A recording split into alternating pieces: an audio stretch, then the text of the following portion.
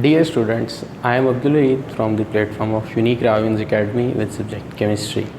तो आज के लेक्चर में क्लास 9th में हम डिस्कस करेंगे defects of Rutherford atomic model and Bohr's atomic theory और at the end the difference between Bohr's and Rutherford atomic theory. Previous lecture में हमने बात की थी रदरफोर्ड एटॉमिक मॉडल की, जिसके रिज़ल्ट में स्ट्रक्चर ऑफ एटम का में एक व्यू मिला था कि एटम का ज़्यादातर हिस्सा खाली होता है, एटम के सेंटर में न्यूक्लियस होता है, उस पे चार्ज पॉजिटिव होता है, साइज़ बहुत छोटा होता है न्यूक्लियस का और वो एक हार्ड डेंस स्फीयर होती है और इलेक्ट्रॉन जो है वो न्यूक्लियस के गिर्द घूमता रहता है। ये सारी बातें हमने प्रीवियस लेक्चर में कंक्लूड की थी और उसी की फाउंडेशन थी कि जो रदरफोर्ड के मुताबिक, क्योंकि उसकी बेस थी क्लासिकल थ्योरी ऑफ रेडिएशन और क्लासिकल थ्योरी ऑफ रेडिएशंस कहती थी कि कोई भी चार्ज पार्टिकल जो है वो हमेशा रेडिएशन जो है वो खारिज करता है। जब वो कॉन्स्टेंटली रेडिएशन खारिज करेगा, एमिट करेगा, तो एट द एंड उसकी एनर्जी क्या हो जाएगी, ख़त्म होगी और एनर्जी कोलैप्स कर जाती है और सिस्टम कोलैप्स कर जाएगा। ये पहला डिफेक्ट था रदरफोर्ड एटॉमिक मॉडल का। Electron being a charge particle emit radiation continuously. अगर हम इसके पाथ को देखते हैं तो इलेक्ट्रॉन मूव करता करता एट द एंड न्यूक्लियस के अंदर गिर जाएगा। जब वो न्यूक्लियस के अंदर गिरेगा तो स्ट्रक्चर ऑफ एटम क्या कर रहा था, कोलैप्स कर रहा था। जब स्ट्रक्चर ऑफ एटम कोलैप्स करेगा इट मीन्स कि किसी चीज़ का एग्जिस्टेंस पॉसिबल नहीं था। दूसरा डिफेक्ट बेटा क्या आया उसमें कि चले हम मान लेते हैं कि वो यही काम कर रहा था, कॉन्टीन्यूसली रेडिएशन एमिट कर रहा था, तो ये होना चाहिए था कि उसका स्पेक्ट्रम भी कॉन्टीन्यूस आता, but in fact line spectrum was observed. There was a two defects in Rutherford atomic model. That is a short question and important one question. अब हम बात करते हैं बोहर्स एटॉमिक थ्योरी की और बोहर्स एटॉमिक मॉडल की। Actually Bohr's atomic model Rutherford के atomic model के 2 years बाद प्रेजेंट किया गया था इन 1930। बोहर रदरफोर्ड का ही को वर्कर था और इसकी जो बेस थी वो टोटली डिफरेंट थी, जो कि मैक्स प्लांक्स क्वांटम थ्योरी थी। मैक्स प्लांक्स क्वांटम थ्योरी ये कहती थी कि जब भी कोई एक पार्टिकल एक ही ऑर्बिट में मूव करता है तब वो एनर्जी उसकी क्वांटाइज्ड होती है, वो एमिट या रिलीज़ नहीं करता। ये बेसिक डिफरेंस था रदरफोर्ड और बोहर में, और जो बोहर एटॉमिक मॉडल था उसकी वैलिडिटी चल गई थी। फिर according to Bohr atomic model सबसे पहले नंबर पे तो revolving electron in an atom does not emit और अब्जॉर्ब रेडिएशन। जब वो रिवॉल्व करेगा ना एनर्जी एमिट करेगा ना ही उसने अब्जॉर्ब करनी है।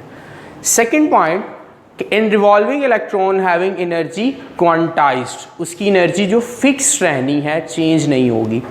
And the third thing is that the circular orbits in which electron revolve around the nucleus referred as energy level or orbits। अब हम बात करते हैं postulates of this theory।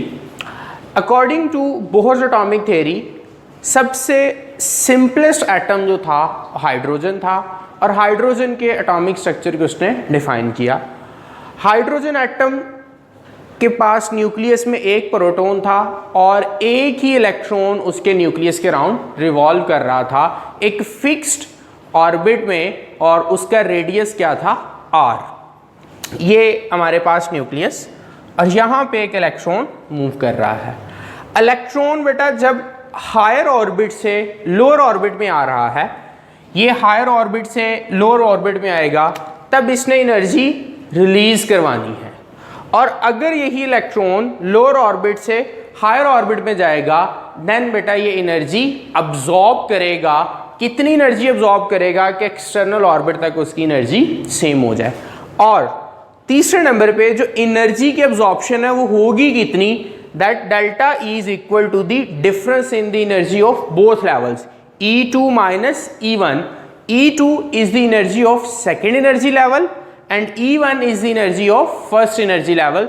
दोनों का डिफरेंस हमेशा फिक्स्ड होगा, that is equal to h nu, whereas h is the Planck's constant having value 6.63 into 10 exponential minus 34 joule second, and this one is nu nu is the frequency of light. Postulate is that each orbit has fixed energy, that is quantized.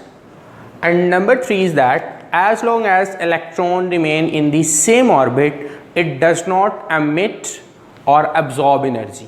अगर वो एक ही orbit में revolve करता रहेगा तब उसकी energy पे कोई चेंज नहीं आएगा. In case of change from one orbit to another, if electron jumps from lower to higher orbit, it absorb energy, and if it jumps from higher to lower one, it radiates energy. But that change in energy is always remain fixed.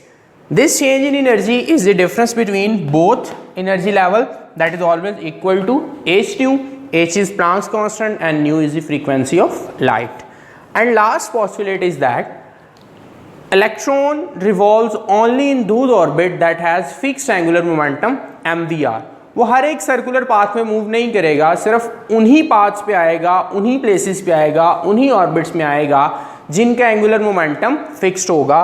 और angular momentum जो आ रहा है हमारे पास, that is mvr is equal to nh/2π, where n is shell number, principal number, that is 1 2 3 principal quantum number होगा. और h is Planck's constant, 2 constant है, pi भी हमारे पास कांस्टेंट है. तो जैसे n की क्वांटिटी वेरी करती जाएगी, एंगुलर मोमेंटम भी चेंज होगा. तो स्टूडेंट्स, आज के लेक्चर के हम लास्ट टॉपिक की तरफ मूव कर रहे हैं, that is the difference between Bohr's and Rutherford atomic theory. This one is an important long question. इससे पहले हमने बोहर्स एटॉमिक थ्योरी के पोस्टुलेट किए हैं, वो भी एक लॉन्ग क्वेश्चन है. ये बहुत शॉर्ट सा, आसान सा और इम्पॉर्टेंट लॉन्ग क्वेश्चन है. इससे मार्क्स गेन करने बहुत आसान है, लेकिन इसकी अटेम्पटेशन उस वक्त पॉसिबल होगी जब आपको दोनों प्रीवियस थ्योरीज़ का पता होगा. रदरफोर्ड एटॉमिक मॉडल्स और बोहर्स एटॉमिक थ्योरी के दोनों के पॉइंट्स को आप जानते होंगे. Number 1, there base. Rutherford atomic theory was based on classical theory, जो पुरानी थ्योरी थी, but Bohr's atomic theory was based on quantum theory, which is represented by Max Planck. Second is that Rutherford suggested that electron revolve around the nucleus.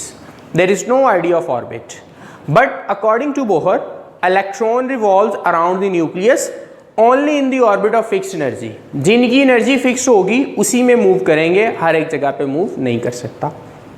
तीसरे number पे no idea of orbit was introduced by Rutherford, but according to Bohr, orbits has fixed angular momentum.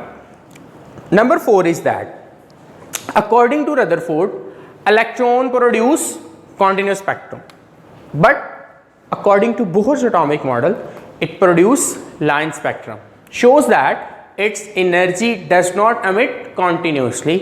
And the last one is that according to Rutherford atomic model, ultimately electron falls inside the nucleus, in which result structure of atom should collapse.